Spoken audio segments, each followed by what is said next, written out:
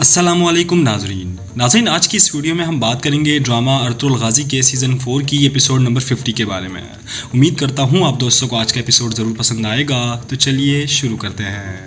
नाज़रीन, जैसा कि आपने पिछले एपिसोड में देखा होगा कि हलीमा सुल्तान तीतान से कहती है कि आरिस अब मुसलमान हो गया है और उसका नाम अहमद है। यह कहकर गुंदुस के साथ अंदर चली जाती है। और आज के इस एपिसोड में इधर कूनिया के महल में महपरी खातून ने तमाम अमीरों और मशीरों को इकट्ठा किया हुआ होता है और कहती है कि सुल्तान मुअज़्ज़म अपना कफन अपने साथ लेकर निकले हैं, कल वो अपनी रहमत को पा लेंगे। हमने इस दिन का बहुत अरसे से इंतज़ार किया है और आपने भी इस दिन के लिए ख़ुद को तैयार किया है। अब आपने सुल्तान गयासुद्दीन की बैत करने के लिए इस कुरान करीम पर कसम खानी होगी। तो सब के सब कुरान पाक पर हाथ रखकर अपनी बैत की यकीन दहानी करवाते हैं।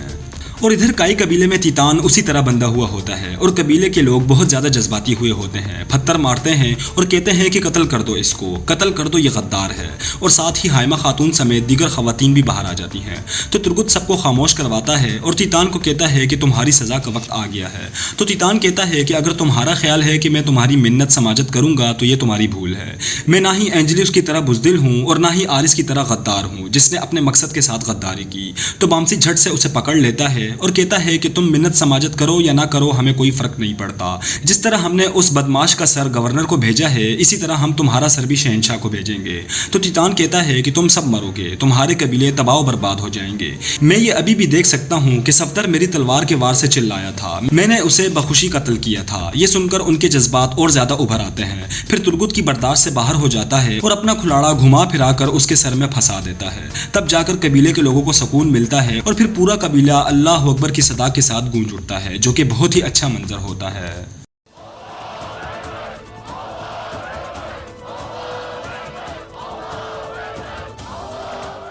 और इधर केसरा में सुल्तान के सामने नसरुद्दीन खाना पेश करता है। अर्तुगरुल साहब भी उनके हमरा बैठे होते हैं और फिर नसरुद्दीन कहता है कि सुल्तान मुअज़्ज़म, ये मैंने आपकी पसंद पर तैयार किया है। और फिर कहता है कि शहजादे गयासुद्दीन ने आपसे मिलने की दरख्वास्त की है। तो सुल्तान कहते हैं कि अभी नहीं, जब वक्त आया तो मैं उसको अपने हुजूर बुलाऊंगा। और फिर खाना शुरू कर देते हैं, मगर अर्तुगरुल साहब कुछ भी नहीं खाते। और फिर अर्तुगरुल साहब से कहते हैं कि मैंने सादुद्दीन कोपैक को पकड़ कर महल में लाने का हुक्म दे दिया है। इस गद्दारी में और कौन शामिल हो सकता है? क्या आपके जहन में और कोई है अर्तुगरुल साहब? तो अर्तुगरुल साहब कहते हैं कि शमसुद्दीन के जो भी करीब है, मुझे उस पर शक है। जब मैंने उन्हें बताया कि आपने अरसलान को अपना वारिस मुकर्रर किया है, तो महपरी खातून खामोश रही और फिर फौरन ही आपसे उसने कोपैक की जान बख्शी की दरख्वास्त कर दी।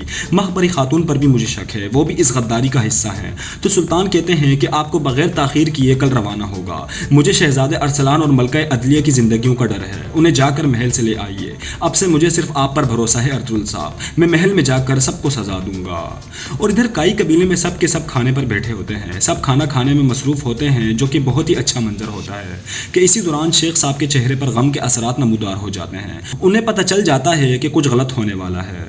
और इधर सुल्तान की तबीयत ख़राब होना शुरू हो जाती है क्योंकि जहर का असर शुरू हो जाता है। तो सुल्तान कहते हैं कि मैं ठीक हूँ, मगर हर लम्हे अपनी रियासत के गम में मुब्तला होते हैं। इसी सोचो विचार में होते हैं कि आहिस्ता आहिस्ता उनकी तबीयत ख़राब होना शुरू हो जाती है और उठने की कोशिश करते हैं, मगर साथ ही ज़मीन पर गिर जाते हैं। अर्तुगरुल साहब और अजीज़ उन्हें अपनी बाहों में उठाते हैं। तो अर्तुगरुल साहब कहते हैं कि अजीज़ फ़ौरन तबीब को बुला कर लाओ। तो सुल्तान कहते हैं कि अर्तुगरुल साहब, अगर मुझे कुछ हो जाता है तो मेरा बेटा अरसलान और उसकी माँ आपके हवाले, अगर हम ठीक थे तो वो दोनों उनको भी मारने वाले हैं। के साथ ही शहजादा गयासुद्दीन भी वहां पहुंच जाता है और उन्हें इस हालत में देखकर दंग रह जाता है। इसी दौरान तबीब भी आ जाता है और कहता है कि सुल्तान को जहर दिया गया है। तो शहजादा ये सुनकर तबीब को पकड़ लेता है और कहता है कि क्या मतलब है आपका, ये करने की जुर्रत कौन कर सकता है? तो अर्तुगरुल साहब कहते हैं कि शहजादे, बड़े हकीम को अपना काम करने दें। फिर हकीम साहब अपना काम करने में मसरूफ़ हो जाते हैं। तो गयासुद्दीन कहता है कि आप यहाँ क्या कर रहे हैं अर्तुगरुल साहब? अजीज़, सुल्तान मुअज़्ज़म ने कहा था कि ये बंदा खतरनाक है, क्या उन्होंने आपको इसे गिरफ्तार करने का हुक्म नहीं दिया था?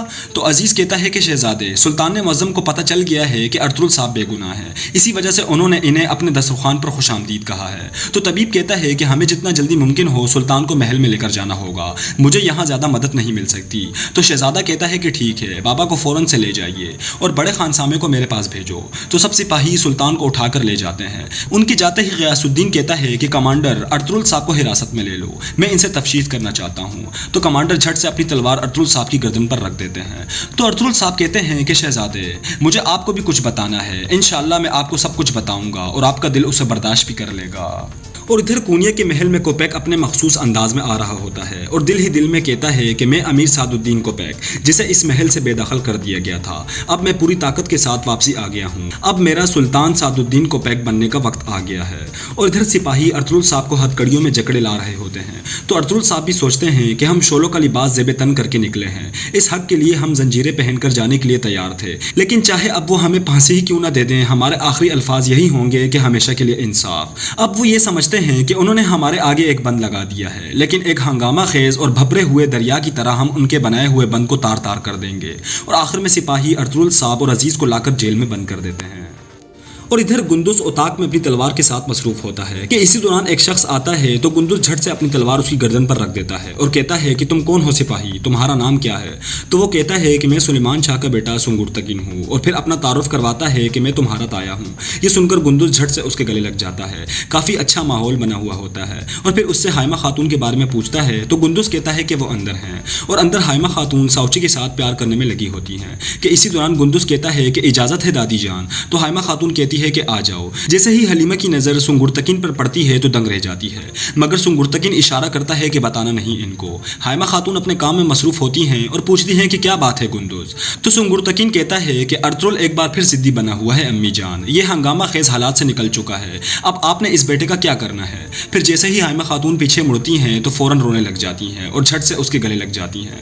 دونوں ماں بیٹے زاروں کے تار رو رہے ہوتے ہیں۔ پھر حائمہ خاتون ان سے پوچھتی ہے کہ گندوغدو اور دندار کہاں ہیں بیٹا؟ تو سنگرتکین کہتا ہے کہ وہ سلطان حامد کی مہم میں شامل ہونے گئے ہوئے ہیں، انشاءاللہ وہ بھی جلد یہاں ہوں گے۔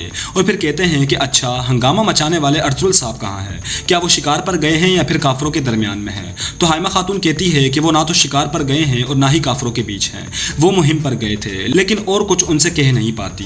اور ادھر کراجیسر قلعے میں ارتک بھائی ترگت اور بامسی بیٹھے مشاورت کر رہے ہوتے ہیں، جن کا نتیجہ یہ نکلتا ہے کہ ترگت اپنے 700 سپاہیوں کو لے کر ارطغرل صاحب کی طرف جائیں گے، بامسی دونوں قبیلوں کی حفاظت کو یقینی بنائے گا، اور ارتک بھائی قلعے کی حفاظت کو یقینی بنائیں گے۔ کے ساتھ ہی ایک سپاہی آ کر کہتا ہے کہ حضور، صدر کمانڈر گنالب قلعے کی طرف آ رہے ہیں اور وہ اپنے ساتھ بہت سے سپاہیوں کو لے کر آئے ہیں۔ تو ارتک بھائی کہتے ہیں کہ ٹھیک ہے، اللہ خیر کرے، کیا معاملہ ہے، چل کر دیکھتے ہیں، اور پھر سب باہر نکل آتے ہیں۔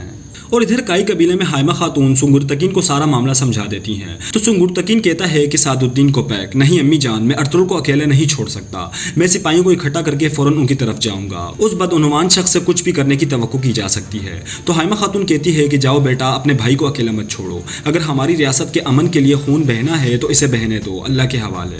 تو اسلحان کہتی ہے کہ ترگت صاحب بھی ارطغرل صاحب کی طرف جانے کا ارادہ رکھتے ہیں، وہ ارتک بھائی اور سپہ سالار بامسی سے بات کرنے گئے ہوئے ہیں۔